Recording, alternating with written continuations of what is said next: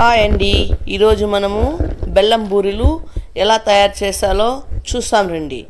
ఎలాంటి పాకం పట్టకుండా ఈజీగా టేస్టీగా ఎలా చేయాలో చూద్దాం రండి. అదే బెల్లం బూరెలు. ఈ బెల్లం బూరెలు తింటా ఉంటే టేస్ట్గా ఉంటుందండి, మళ్ళా తినాలనిపిస్తుంది. చూస్తాం.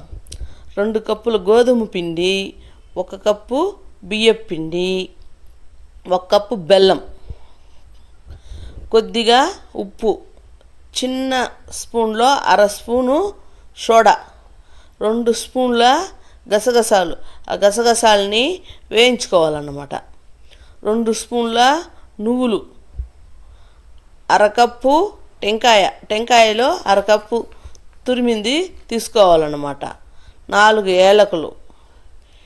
వీటిని బెల్లాన్ని నీళ్లు పోసి కాసేపు పొయ్యి మీద పెడితే కరిగిపోతుంది. ఆ నీళ్ళు తీసుకొని వడగట్టుకొని ఈ పిండిలో పోసుకోవాలన్నమాట.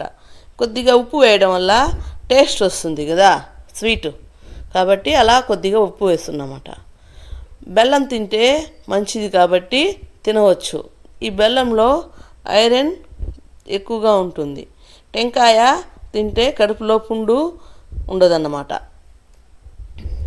ఈ బెల్లంతో టెంకాయ ఇవన్నీ చేరడం వలన టేస్ట్ వేరే లెవెల్లో ఉంటుంది. మీరు ఒకసారి ట్రై చేసి చూడండి.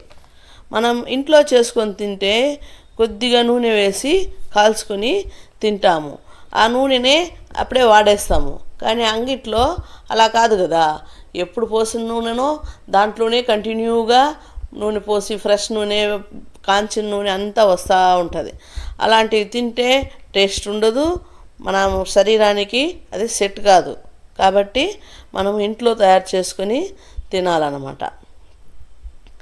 అది అంత రుచిగా కూడా ఉండదు కదా, కాబట్టి ఇది తింటే బాగా ఉంటుంది.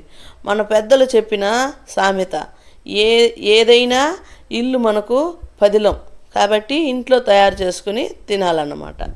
ఈ బెల్లం బూరెల్ని అంతా వేసి, ఏలకులు, టెంకాయ అంతా వేసి కలిపి కొద్దిగా నీళ్లు వేసి, ఒకేసారి నీళ్లు వేయకుండా కొద్దిగా నీళ్లు వేసి కలుపుతూ ఉండాలన్నమాట. కలిపి పెనం మీద స్టవ్ మీద ఒక బాండీలు పెట్టి దాంట్లో నూనె వేసి కాగిన తర్వాత చిన్న ఉంటలుగా మీడియం ఫ్లేమ్లో పెట్టాలన్నమాట. ఎక్కువ ఫ్లేమ్లో పెట్టేస్తే గబగబా కాలిపోతుంది, కానీ లోపల ఉడకదు. కాబట్టి మీడియం ఫ్లేమ్లో పెట్టి చేసుకోవాలన్నమాట.